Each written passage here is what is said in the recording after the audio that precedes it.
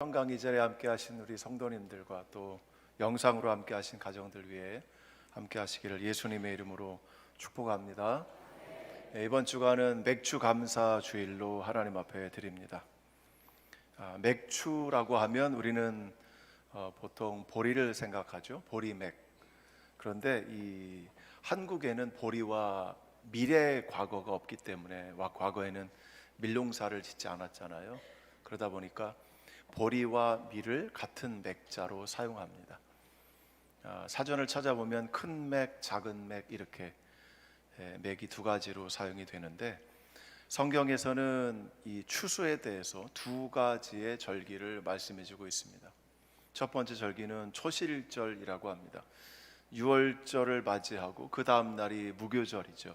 무교절 안식일 지나면 바로 첫 번째 날이 초실절인데, 이 초실절 때는 보리의 첫 수확물을 하나님 앞에 드립니다. 그리고 떡 두 덩어리를 가져다가 하나님 앞에 드리고요. 그리고 나서 이제 7주가 지난 뒤에 50일째 되는 날은 두 번째로 밀의 추수를 하게 됩니다. 그래서 이스라엘은 곡식이 보리와 밀이죠. 우리는 쌀과 보리죠. 요즘 밀도 농사를 짓기도 합니다만 이스라엘은 보리 추수 그리고 밀 추수. 그래서 보리에 대한 감사 제물이 초실절이고 밀에 대한 감사 제물을 이제 맥수 감사절 이렇게 부르게 됩니다. 출애굽기 23장 16절에는 맥추의 절기를 하나님 앞에 드리라. 그래서 그때에는 아무리 봐도 보리인지 밀인지 둘 중에 하나를 언급하는 것이고, 또 레위기 23장을 보면 보리의 절기인 초실절, 밀의 절기인 맥추감사절 두 번 다 드리도록 그렇게 말씀해 주고 있습니다. 사실 맥추감사절은 저희 한국적인 농사적인 상황과는 맞지 않죠. 우리는 세계 절기 중에 수장절 11월 달에 드리는 그 마지막 때를 추수감사절로 하나님 앞에 드립니다. 그러나 우리가 맥추감사절을 성경에 따라서 지킵니다. 성경에서는 이 맥추감사절이 지금으로 바라보면 전반기를 주신 하나님 앞에 감사하라. 우리 한번 따라할까요? 하나님, 지난 6개월을 하나님 주신 은혜로 잘 살게 하신 것 감사합니다. 아멘. 하나님 앞에 이렇게 지난 6개월을 감사를 드리는 이유는 무엇입니까? 앞으로 주실 것에 대한 기대와 소망을 담아서. 그래서 한 번 더 기도합시다. 하나님, 앞으로 다가올 6개월을 하나님께서 지켜주옵소서.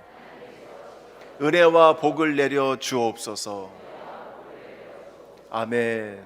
이렇게 하나님 앞에 감사하는, 그리고 하나님 앞에 예물 드리는 오늘 이 시간 되기를 예수님의 이름으로 축복합니다.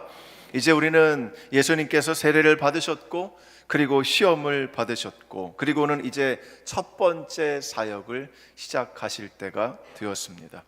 예수님이 행하신 첫 번째 사역은 제자들을 부르시는 사역이었습니다. 그런데 그 제자들을 부르시는 사역 앞에 예수님께서 어디에서 공생애를 보내시는지를 소개해 주고 있습니다. 여러분 13절을 보면 나사렛을 떠나 스불론과 납달리 지경 해변에 있는 가버나움에 가서 사셨다, 이렇게 말씀해 주고 있습니다. 왜 예수님께서는 유대교의 예루살렘 성전이 있는 그 예루살렘을 떠나서 갈릴리에 가서 사셔야 했을까요? 그 이유에 대해서 우리가 세 가지로 살펴볼 수 있습니다. 첫 번째는 종교적인 이유가 있습니다. 종교적인 이유로는 12절을 보면, 4장 12절을 열어주세요. 4장 12절을 보면 예수께서 요한이 잡혔음을 들으시고 갈릴리로 물러가셨다, 이렇게 말씀합니다. 세례 요한은 이제 예수님께서 가지고 오는 새로운 나라에 대한 선구자로 하나님이 사용하셨습니다.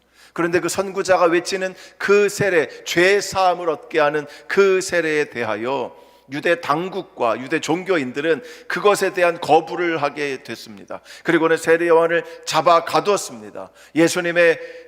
예수님께서 행하실 그 하나님 나라의 사역이 지장을 받게 되는 거죠. 방해를 받게 됩니다. 그래서 예수님은 그들을 피하여 예루살렘이 아니라 갈릴리로 가셨다고 말씀해 주고 있습니다. 두 번째로는 구약 성경을 성취하기 위해서라고 말씀합니다. 여러분, 이사야서 9장 1절에서 2절을 보면 이렇게 말씀합니다. 전에 고통받던 자들에게는 흑암이 없으리로다. 옛적에는 여호와께서 스불론 땅과 납달리 땅이 멸시를 당하게 하셨더니 후에는 해변길과 요단 저쪽 이방의 갈릴리를 영화롭게 하셨느니라.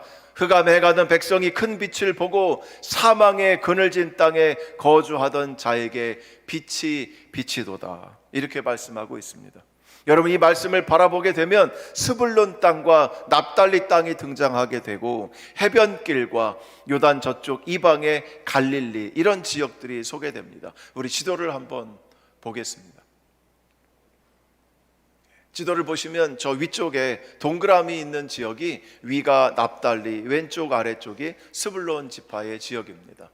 저곳을 열방의 갈릴이다 이렇게 불렀습니다. 열방의 갈릴. 그리고 위에서부터 아래로 붉은색으로 된 선이, 도로 모양이 아래로 쭉 내려와 있죠. 오른쪽 위에서 왼쪽 아래로.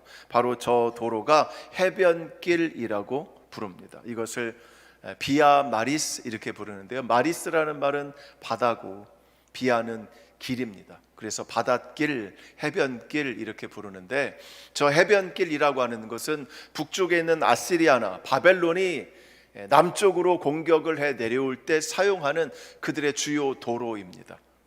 그래서 저 도로가 있는 곳들은 전쟁을 할 때마다 계속해서 공격을 당하게 되는 거죠.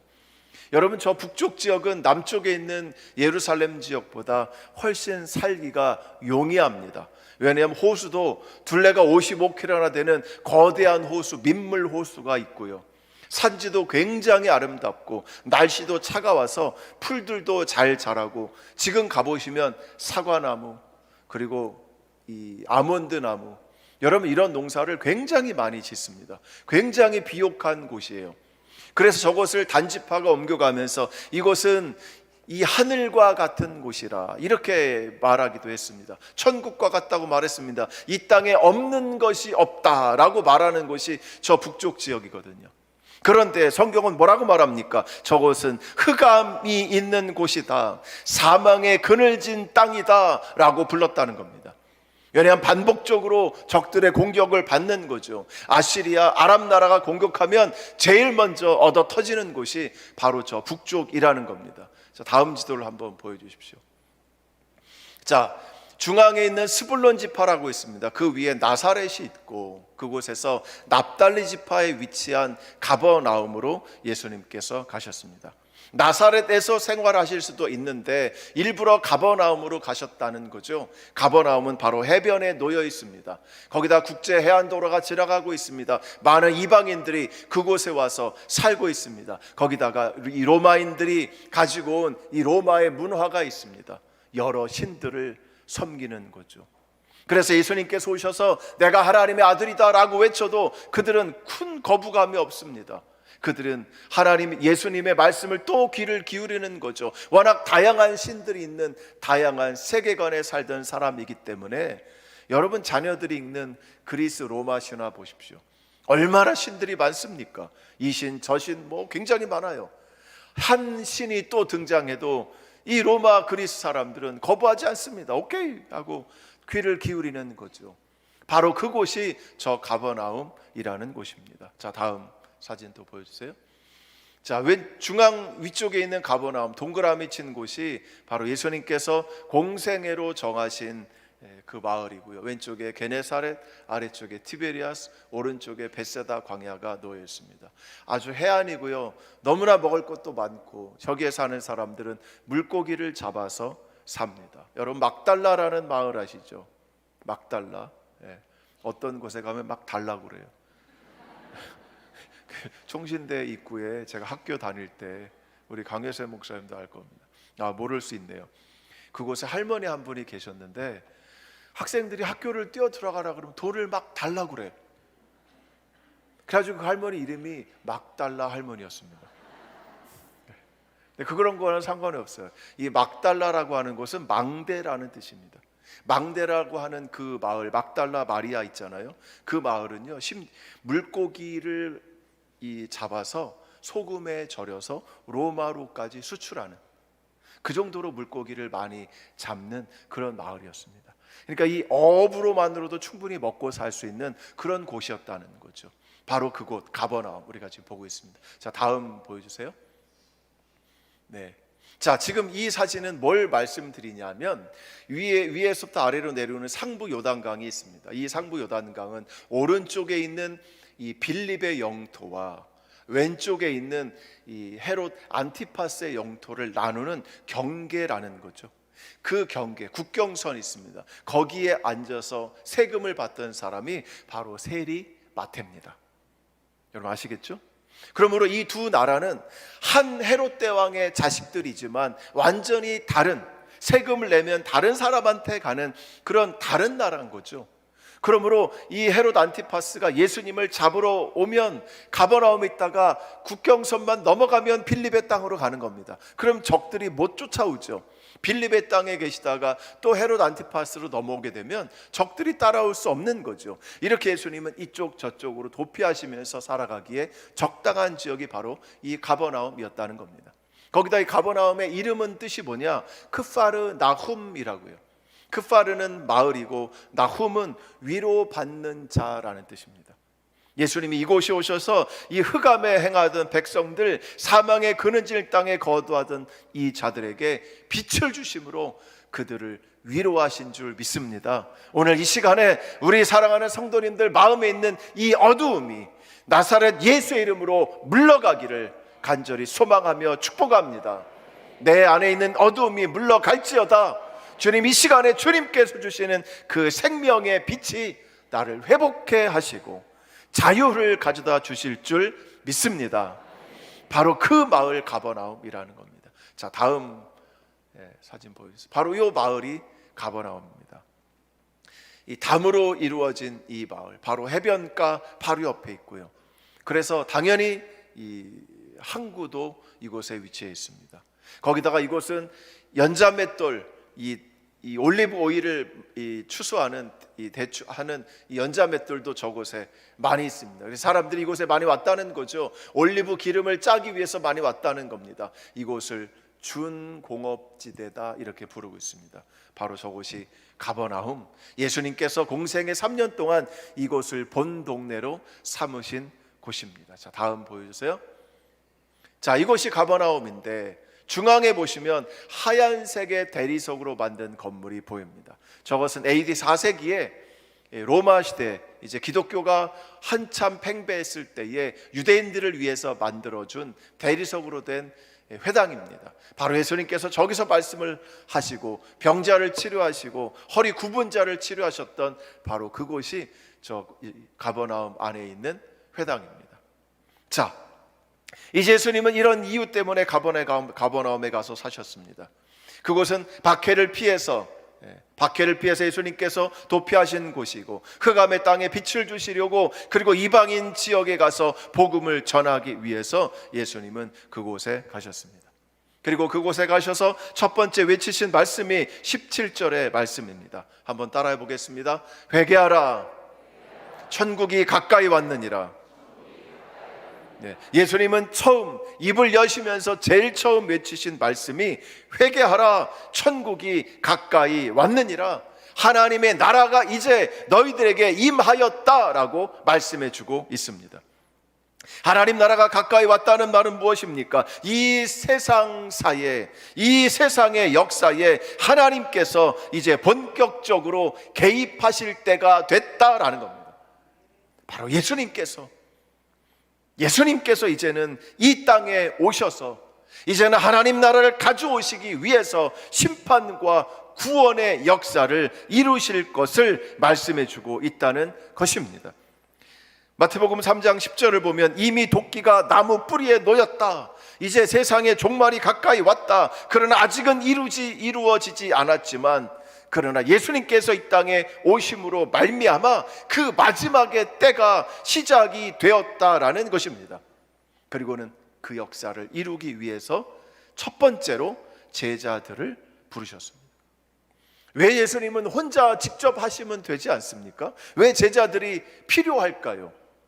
예수님께서 능력이 부족하십니까? 사람의 손이 필요합니까? 그렇지 않죠. 그러나 그 당시에 유대인들은, 유명한 랍비들은 제자들을 거느렸습니다. 일반적으로 유명한 랍비가 등장하게 되면 제자들이 거기를 따라다니죠. 주님 가르쳐 주십시오. 랍비님, 선생님, 저를 가르쳐 주십시오 라고 하며 제자들이 따라다니죠. 그러면 스승은 그 따라다니는 제자들 중에 똘똘한 애들을 고르는 거죠. 그리고는 자신의 수제자로 삼는 겁니다. 그런데 여러분, 오늘 우리가 읽은 마태복음 4장 18절부터 22절을 보면 해변을 예수님이 다니셨습니다. 그리고는 시몬과 베드로, 시몬과 안드레가 바다에 그물을 던지는 것을 보셨습니다. 여러분, 여기에 던지는 이 그물은 투망이라는 거예요. 투망. 배에서도 던지기도 하지만 해변에서도 던지기도 하죠. 이렇게 던지잖아요. 그래서 이스라엘 가서 이 배를 타면 어부들이 투망질하는 것을 보여줘요. 그럼 저희가 팁을 줘야, 팁을 주면 투망을 딱 던져요. 물고기를 잡지는 못하지만 베드로가 그렇게 던졌다는 거예요. 그렇게 던지는 것을 보시고 예수님이 그들에게 말씀합니다. 나를 따라오라. 내가 너를 사람을 낚는 어부가 되게 하리라. 나를 따라오라. 내가 너를 사람을 낚는 어부가 되게 할 것이라. 이것이 예수님께서 베드로에게 말씀하신 것입니다. 여러분, 베드로가 예수님을 알고 예수님을 따라온 것이 아니라는 거죠. 예수님께서 자신의 필요에 맞는 제자들을 보시고 선택하셨다는 겁니다. 주님이 선택하셨고 은혜로 그들을 부르셨다는 겁니다. 주님이 택하심으로 그분을 제자들이 따르게 되었다는 것입니다. 여기서부터 이미 하나님의 은혜의 이 원리가 작동되고 있습니다. 여러분이 따른다는 말은 스승의 가르침을 따르는 것뿐 아니라 그의 삶 자체를 본받는 일을 중요시하는 유대적인 사제지간의 관계를 바탕으로 하고 있습니다. 그러므로 제자들은 스승님을 따라다니면서 말씀만 배우는 것이 아니라 그 삶 자체를 직접 눈으로 보는 거죠. 3년 동안 그것을 바라보는 겁니다. 마치 구약 성경에서 하나님께서 아브라함을 택하셔서 아브라함과 함께 하신 것처럼, 하나님 이스라엘 백성을 택하셔서 이스라엘 백성과 함께 하신 것처럼 하나님은 은혜로 백성을 선택하셨고 그리고 그들로 하여금 하나님을 따르도록, 예수님을 따르도록 그렇게 말씀을 하셨다는 겁니다.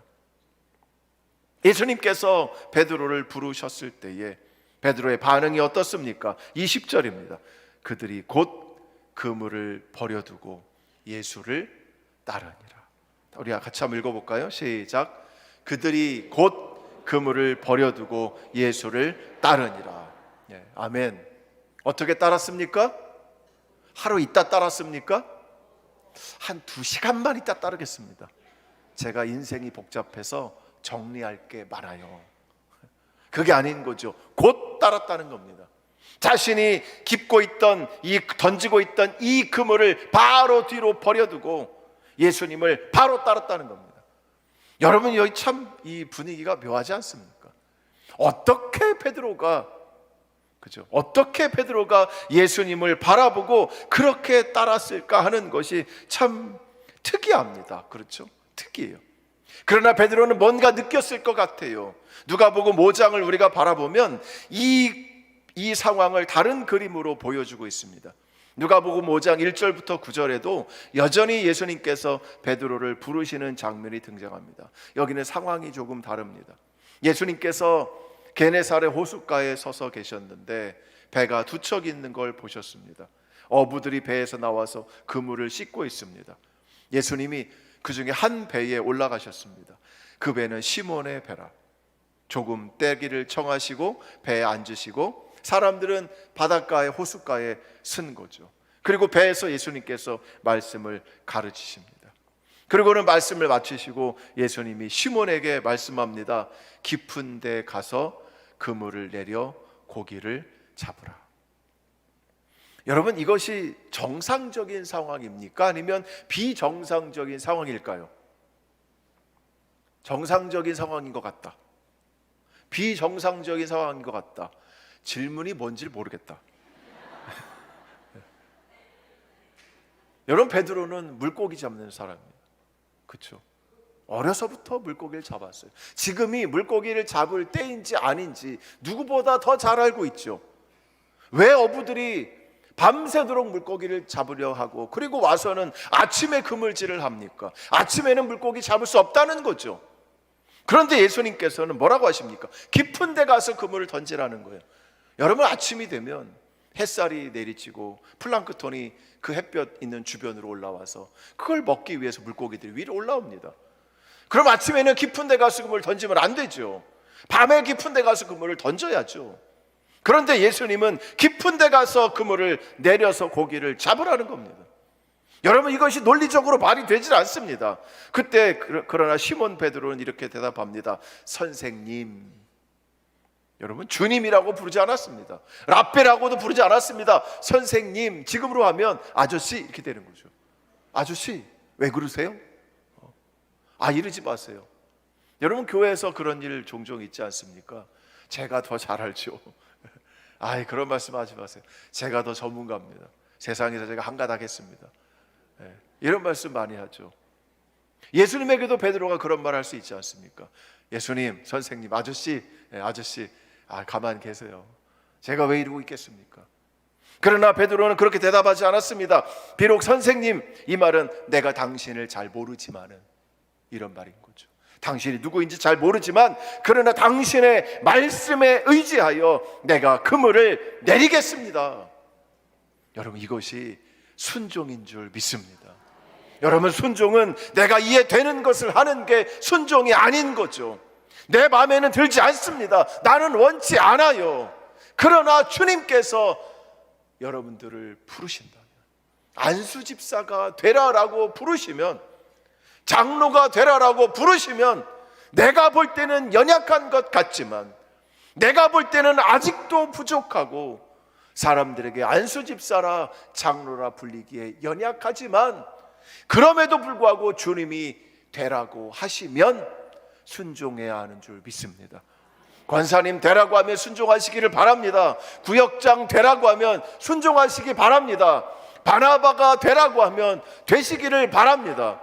찬양팀이 되라고 하면 되시기를 바랍니다. 아멘 소리가 점점 사라져가고 있습니다. 여러분들이 아멘을 안 하셔도 주님이 되라고 하시면 될 수 있기를 예수님의 이름으로 축복합니다. 아멘 하세요. 아멘. 아멘 하세요. 아멘. 그랬을 때 어떻게 됐습니까? 고기를 잡은 것이 심이 많아 그물이 찢어지는지라. 여러분, 먼저 순종했습니다. 말씀에 의지하여 던졌습니다. 행동으로 옮겨졌습니다. 여러분, 던지지 않으면 물고기를 잡을 수 있습니까? 못 잡습니다. 고기를 잡은 것이 너무나 많았다는 거죠. 그때의 8절을 보면 이렇게 말씀합니다. 시몬 베드로가 이를 보고 예수의 무릎 앞에 엎드려 이르되. 이 광경을 베드로가 목격했습니다. 물고기가 잡아지는 걸 봤습니다. 자신의 상식에 맞지 않는 일이 일어나는 걸 봤습니다. 그러자 그는 예수님 무릎 앞에 엎드렸습니다. 그리고 이렇게 외칩니다. 한번 따라해 보시죠. 주여, 나를 떠나소서. 나는 죄인이로서니이다. 주여, 나를 떠나소서. 나는 죄인이로서니이다. 여러분, 왜 베드로가 내가 죄인이니까 나를 떠나달라고 말합니까? 예수님이 뭐라고 했습니까? 여기 문맥에 그죠? 안 써 있는데 너 죄인이지? 예수님 막 야단치셨습니까? 아니죠.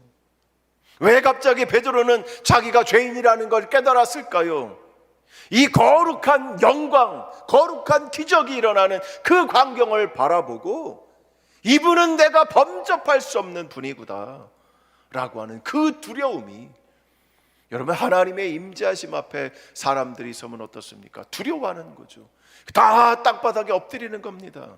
내가 죄인인지 아닌지가 걱정이 되는 거죠. 왜? 내가 죄인이라면 벌을 받을 거니까. 하나님의 거룩하심 앞에 내가 죽을 거니까.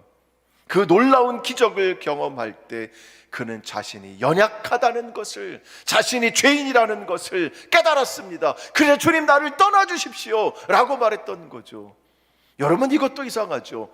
이 놀라운 기적을 행하시는 분, 주님 저희 집에 계십시오. 내일도 또 말씀하시고 모레도 또 말씀하시면 제가 엄청난 물고기를 잡을 수 있지 않겠습니까? 제가 11조를 드릴게요.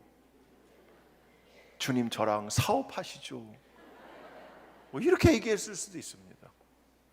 그렇게 나 같으면 그렇게 했을 것이다. 아멘.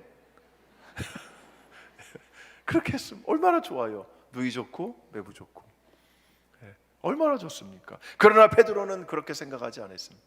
나는 이분과 함께 있을 만한 그릇이 되지 않는다는 거죠. 그럴 때에 주님은 말씀하십니다. 무서워하지 말라. 10절 말 후반부죠. 무서워하지 말라.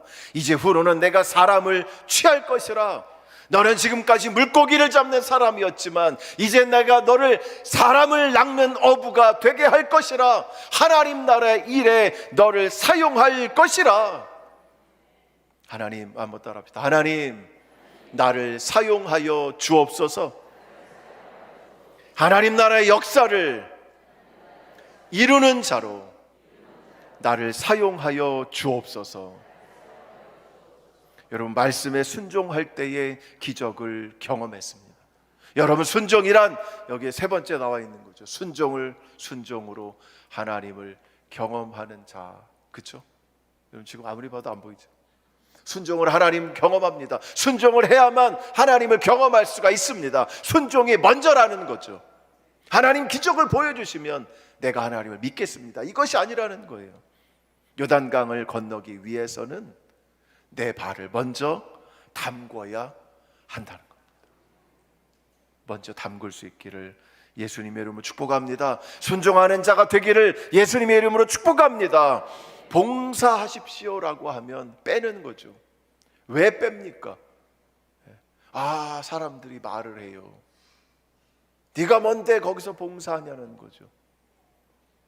여러분 따라합시다. 내가 못하겠거든 입을 다물라. 내가 못하겠거든 입을 다무세요. 아니면 와서 하시든지. 여기 자리 많습니다. 그죠? 열심히 하는 분 격려해 주시고, 그리고 사랑한다고 얘기해 주시고, 잘한다고 얘기해 주시는 우리 낙원제일교회 되기를 예수님의 이름으로 축복합니다. 한번 옆에 분들에게 축복하겠습니다. 수고하셨습니다. 잘하셨습니다. 감사합니다. 섬겨주셔서 감사합니다. 이것이 우리가 해야 될 우리의 하늘의 언어인 줄 믿습니다. 자, 11절 우리 한번 보겠습니다. 그들이 배들을 육지에 대고 모든 것을 버려두고 예수를 따르니라. 여러분 뭐라고 그랬습니까? 모든 것을 버려두고, 마태복음에 따르면 그물을 버려두고, 22절에 세베대 아들 야고보와 요한은 심지어 모두 버렸습니까? 배와 아버지를 버려두고 예수를 따르니라. 아버지를 버려두고 배은망덕한 거죠. 그러나 하나님의 나라가 먼저라는 겁니다.